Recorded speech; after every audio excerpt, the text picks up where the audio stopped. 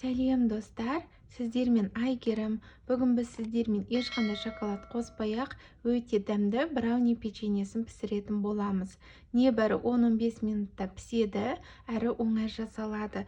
Видеомды соңына дейін қарап, міндетті түрде жасап көріңіздер. Арасы толықтай піскен, өте дәмді болып шығады. Мені қолдап, каналыма тіркеліп кетуді де ұмытпаңыздар. Ең алдымен сиробын дайындап аламыз. Ол үшін бізге су және қант қажет. Суды кастрюльге құямыз, үстіне қантты саламыз. Қантымыз ерігенше осылай бір қайнатып аламыз. Мінекей сиробымыз қайнап бастады. Тағы бір 5 минут қайнатып аламыз. 5 минут уақыт өтті. Газымызды өшіріп, бөлек ыдысқа құйып суытамыз. Қамырына қажетті заттар: ұн, қопсытқыш, ванилин, какао, сұйық май, жұмсақ сары май, қант, бір жұмыртқа. Қамырын елейміз. Таза ыдысымызға қантымызды саламыз. Бір жұмыртқамызды саламыз.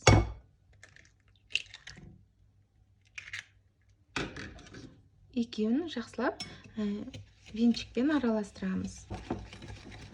Қантымыз ерігенше, массамыз ағарғанша араластырамыз. Миксерді қолдансаңыздар да болады. Мінекей массамыз ағарды. Енді үстіне жұмсақ сары майымызды саламыз. Тағы да жақсылап араластырамыз.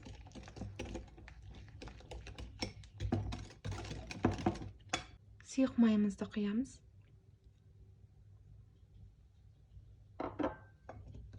Тағы бір араластырамыз. Мінекей болды. Енді ұнымыздың үстіне барлық құрғақ заттарымызды саламыз. Ванилин, қопсытқыш, какао араластырып аламыз.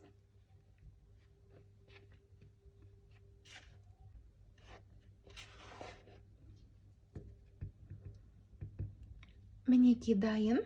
Енді осы екі массамызды біріктіріп қамыр елейміз.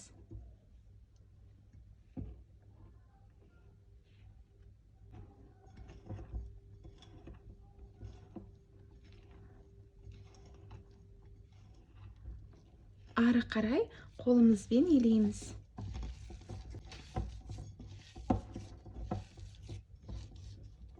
Қамырымыз дайын. Осындай жұмсақ, қолға жабыспайтын қамыр шығуы қажет. Енді осы қамырдан аз-аз бөліктен бөліп алып, домалақтап шариктер жасайтын боламыз.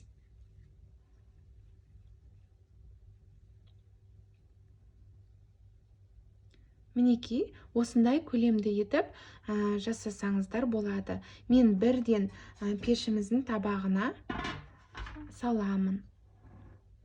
Жаныма қойып, астына пергамент қағазын төсеңіздер. Осылай жасап, бірден қоя берсеңіздер болады. Барлық қамырлардан осылай домалақтап, шариктер жасап шығамыз.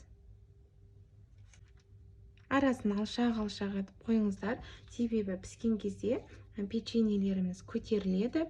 Сол кезде бір-біріне жабысып қалуы мүмкін.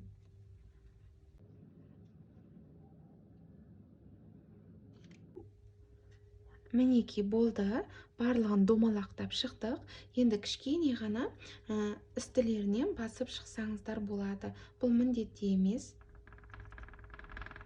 Қалған қамырымызды мына печеньелер піскен соң пісіріп аламыз. Әзірге бетін жауып қоя тұрыңыздар.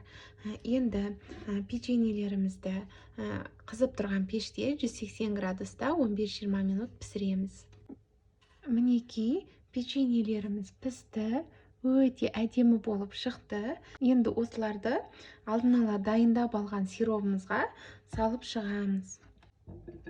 Барлық печеньелерімізді бір-бір матырып аласыздар. Көп сиропта ұстамаңыздар, печеньелеріміз езіліп, қатты жұмсарып кетеді. Бір-бір салып алсаңыздар жеткілікті. Мінекей печеньелердің барлығын сиропқа матырып алдық. Өте дәмді әрі жұп-жұмсақ болып шықты. Міндетті түрде жасап көріңіздер. Еш өкінбейтін боласыздар. Ас болсын.